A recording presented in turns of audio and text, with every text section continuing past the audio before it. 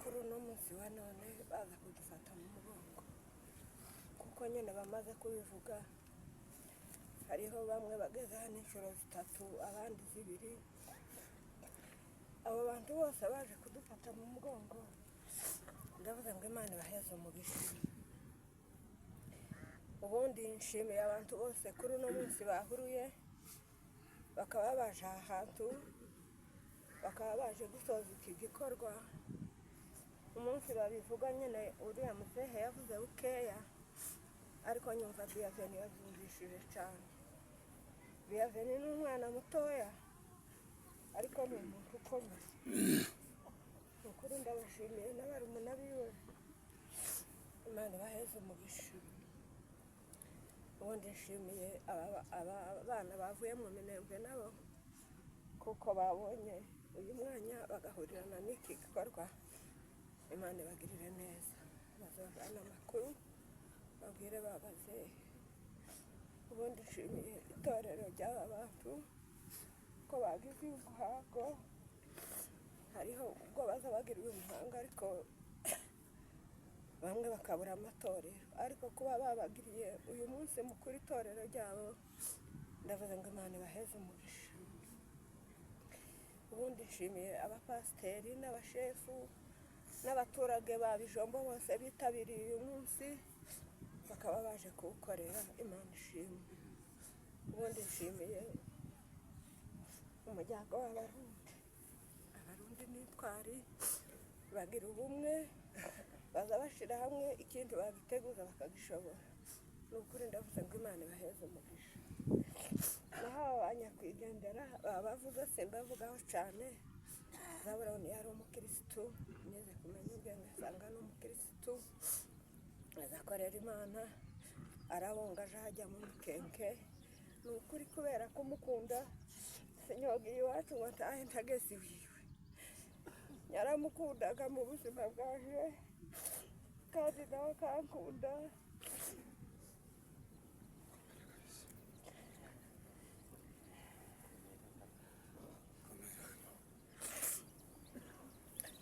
Data yapfuye tukiri batoya, basaza bacu baratwambika, baratugenzereza ibintu byose, twigeze tuba imfubyi. Barampenze umunsi umwe kubera ubutesi, bohereza ifaranga ngo maranyamanyurira ku buriri nyirirwa njyamye. Mukecuru akambwira ngo ese niki? Ndavuga ngo ese nimba data yarapfuye na mama ngo babuza namusengereza wanje bohereza ifaranga. Basakunge kurira aza kumpemba ngo buce bamenya ayo makuru, ngo buce musaza wanje yamaze n'amuramukazi wanje baza kumpemba irya kabiri. Nukuri abana ba data baradukunda, nubwo nyine ibibazo byabaye. Wagaze ugenda n'iwacu bashika baguheza ifaranga, umwe akakubwira ngo ntuvuge izo baguhaye kugira ngo mugenzi wiwe atazimenya. Zabuloni yaradukundaga, n'ubundi yageze hano ubwo duherukana ampeza ifaranga, kamubwira ngo ese izo faranga uzumpeza ni nyabaki? Umuntu wazindutse none wazatanga ifaranga. Zabuloni yari umukirisitu kandi yari imfura, yakundaga kuvuga ngo akunda umuntu gusa ngo baravukana. Yakundaga abantu bose, abo mu bwoko bwacu n'abatari abo mu bwoko bwacu yarabakundaga. Habe n'ababembe yarabakundaga, n'abafurero n'ayandi moko yose yarayakundaga. Zabuloni yakoreye Imana mu buryo bushobotse. Mayina yari umukirisitu, yari umwitonzi, kandi iyo umuntu amaze gupfa bazavuga ngo abantu ko barakaza uko mpaye ngo bandi imbere yanyu n'imbere y'Imana sinobesha. Mayina yari umukirisitu, yari n'umukorari, no mu gihe agize ikibazo yagaza ngo agenda kuririmba kandi atakigira ubwenge buri ku gihe. Mayina yari umukirisitu, ndetse cyakubwiraga ko ari umukirisitu.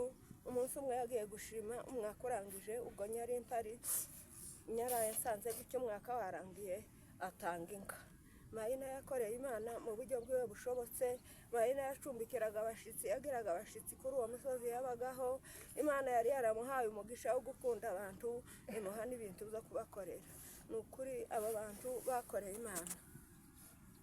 Ndavuyeho Bwizigura nawe ngiye kumuvuga.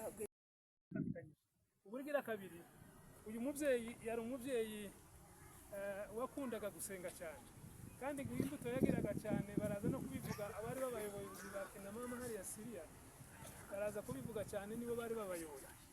Yari umukecuru ukunda abashitsi, yishimiraga abashitsi batashe ku itorero, kandi we n'uyu mufasha wiwe hariya bari batuye hariya mu Kigazura, bari baturanye n'indushi cyane zidashoboye abantu bene ababingogo benshi, ariko kandi baraza baruhukiye mu rugo rwiwe b'amoko yose uretse abacu n'abandi moko yose. Rero nawe yatanze isadaka y'imyimbu isabwe kiri nk'iriya yindi yose n'amasadaka asanzwe. Ubundi kandi tukaba twovuga ngo abantu b'Imana turabasaba amasengesho akomeye yuko kabisa musabire iri torero ryavuyemo abakozi b'Imana yuko yari inkingi ikomeye. Ahasigaye tubifurije umuzuko wabera. Murakoze. Rero yari umupasitori n'umufasha we, yari undi mukristo ariko yari inshingano yo gufasha mwarimu imirimo yiwe. Umwirondoro w'itorero cyangwa se ubuhamya bw'itorero: nyakwigendera yitwaga Rwizigura Alex Gipara, ise yitwa Gipara Elisha Kirayi, nyina yitwa Nyirahoza Dina. Nyakwigendera yavukiye muri Kongo, hano mu ntara ya Sud Kivu, muri zone ya Fizi, hano muri gupima yacu ya Barara no mu mwana wa Gitasha Kamombo. Avuka mu mwaka w'1978 aho yabatirijwe. Nyakwigendera none yabatirijwe mu itorero rya Methodiste mu Jimba Gitasha, Paroisse Gitasha, mu mwaka w'1994. Uwo bashakanye, nyakwigendera yabanje gushakana n'umugore we wa mbere mu mwaka w'1996 witwa Nyiraduhura Nagicumbi w'umuryango w'Abasita. Nyuma y'iminsi mikeya ntibagira amahirwe yo kurambana, baza kubyarana umwana umwe w'umukobwa. Nyuma y'iyo minsi itari myinshi, nyakwigendera nyine aratambuka uwo mufasha we, nyuma y'amayenga nk'abiri n'uwo mwana nawe aza kumukurikira. Hanyuma aza kubakana n'uwo bita Kinyana na Gisama wo mu muryango w'Abagunga munsi y'Abasama mu mwaka w'1999. Babyarana abana 10. Umwe aza kubabanziriza, bakaba bari bafite abana 9 n'ibasizi. Imirimo yakoze mu itorero: nyakwigendera yakoze imirimo myinshi, nuko turiko tubibwira abantu benshi wenda batamuzi batanabaye mu karere, ariko abantu babaye mu karere bazi ibikorwa byinshi yakoze. Ijambo rya mbere, yatanze amasadaka yiwe asabwa n'itorero 10, amasadaka asanzwe, amasadaka asabwa n'itorero, n'ayandi masadaka asabwa n'umutima wiwe cyangwa se umutima umuhatira gutanga. Ikindi kandi, nyakwigendera uyu nguyu yabayeho umuririmbyi, aba umuririmbyi w'iminsi myinshi, kandi iyo korali yayibereye umuyobozi imyaka myinshi, kandi yari azi no kuririmba, yari n'umuririmbyi w'umuhanga, ndetse bituma abasha guteza iyo korali imbere. Nyuma yaho aza kuba umuntu utangira Imana cyane, mu buryo yatangaga kandi agatangana umutima ukunze, ndetse agatanga atizigama. Yaje kwegukana umukutano w'abasore, aza kuwukorera imyaka 14. Muri iyo myaka 14 yatanzemo inka 14, imyaka myinshi, agahera ku nka, agahera ku byo kurya n'ibindi byose akaba ari we ubifata. Abantu gusa bakaza bakaba umukutano ariko biri ku mutwe wiwe. Ubundi yafashije abakristo batishoboye. Ikigira kabiri, yatanze haba n'ibitungwa n'ibitungwa byinshi n'amafaranga menshi aba yagiye afasha kuko ibyo twari tubimuzi. Intandaro y'urupfu nyakwigendera habaye muri iyi minsi y'intambara, turahunga tuja mu Minembwe, iwasigarayo murabizi intambara zabaye muri kino gihugu, bageraho badafite biriya bintu byose by'ibanze, biba ngombwa ko asesera kuza gushakira umuryango we ibafasha bya buri munsi. Araza asubiyeyo kubera yuko ari wowe uzi akarere, azi n'inzira, abo yarashoreye niwe wari imbere. Habaye ku itariki 2 z'ukwezi kwa gatanu mu masaha y'ijoro uyu mwaka, ageze hariya mu Gitasha n'umundi yaratuye, ahasanga abagizi ba nabi baramwica. Rero kaba tumwifurije umuzuko wabe nabo bava mu Minembwe baza mu Gitasha. Bageze mu Gitasha ngira ngo bahagize amahinga 2 cyangwa 3, nabo iba ngombwa kuko bahunga.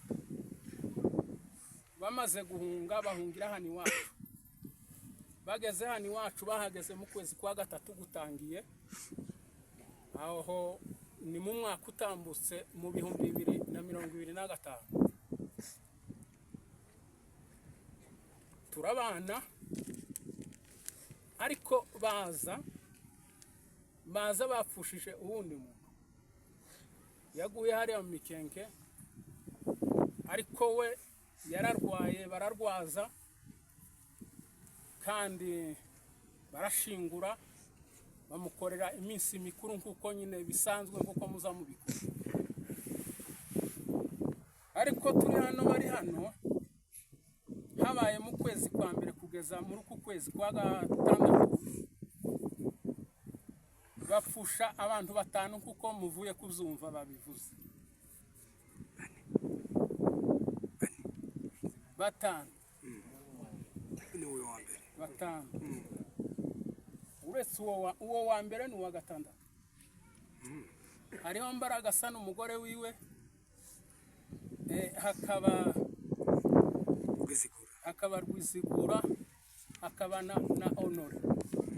Jewe sinari muzi ariko nzise nyine na sekuru ari we muramu wawe. Urumvaga kuko abo bantu tuvuze kuko ari 5 ni 4 n'ujya wa mbere no gatanu. Noneho uwo muhungu w'umusore twenti twari tumuzi, ariko nyine n'uwo muryango wa databuka bari barabungiye iriya hakurya, nyine iyo hakurya bari kugenda iwe aragaruka. Yagaruwe n'ishaka nkuko babivuze, agarurwa n'ubutwari, kurwanirira ababyeyi, kurwanirira igihugu. Uwo yabaye intwari ikomeye cyane, batwirwaneho, akora imirimo yiwe yamuzanye gukora, kandi yari yishojeje. Nubwo atashojeje ibibazo dufite, ariko nanone ikivi yaje gukora, umwanya yaje gukoramo yarawukoze. Rero uwo muntu yabaye intwari ikomeye, tumwifurije iruhuko ridashira. Mbaraga Zaburoni uyu yari umugabo ukomeye cyane, utangaje nkuko babivuze. Yari umugabo ukunda gushakisha amatungo, aranayabona mugabo, kandi amaze kuyabona ntiyayikubiraho, ayafashijemo abantu benshi cyane. Ndatekereza ngo izo bintu bavuye kuvuga wenda ni bikeya kuzo yakoze ibintu byinshi cyane, abikorera imiryango, abikorera abantu, ndetse no mu ikanisa. Ibyo ni ibintu byinshi yakoze, yari imfura pe muri kariya karere. Kandi ndatekereza kuko yishwe n'umutima, yari umuntu utagaza wihinda, w'umutima mwinshi cyane, ntiyagiraga ubwoba. Ibintu byiwe ni birebire cyane ntitwobimara, ariko yari umugabo w'abagabo mu muryango. Waramushikiraga, ntiwo musabye ikintu ngo areke kukiguheza, niyo mugabo utakimusabye ukikugenera, kandi akicara kubaza. Njewe nahoraga ndari wiwe, tukija mu mibunda akakubaza uko mumeze, uko mutuye, n'uko mumeze, ibintu byinshi cyane akakubaza, ashaka nko kugira ngo agire icyo yumva. Ariko nyine nubwo tutageraga muri iyo ntambwe nyine yose, ariko nanone yagaza kubaririza akagera kure cyane. Umugore we Uriya yarinze itahihaye, yari umuntu w'umuco mwiza cyane utagiraga yandi. Urumva mu rugo rwa databukwe ni urugo narinzi, ni abantu benshi, ariko nanone bose nkabamenya. Nta kintu nagaza numva, yari imfurakazi Rwizigura. Yari umusore ukiri mutoya, ntabwo yari mukuru cyane, ariko yari atangaje. N'ubu ndimo kumutangarira cyane. Ariko rero nkavuga nti bene uriya muntu ntakwiriye kuba mu isi nyine, nka kurya igitabo kivuga ngo ntibari bakwiriye kuba mu isi. Nabonye kuko nyine atari yakwiriye kuba mu isi. Imirimo yakoraga, yagaza afata ifaranga akaziheza umuntu w'umurwayi utishoboye ngo agende aje kwivuza ku bitaro kure, apana hagufa. Zo ni ibintu yakoraga, gafasha imfubyi, gafasha abapfakazi, ibintu bikomeye cyane bitangaje. Rero kuri abo bantu bose batambutse, Imana niko yabonye kuko bakwiriye gutaha. Niyo mpamvu ndashimira umuryango w'Abarundi, ndabashimira pe.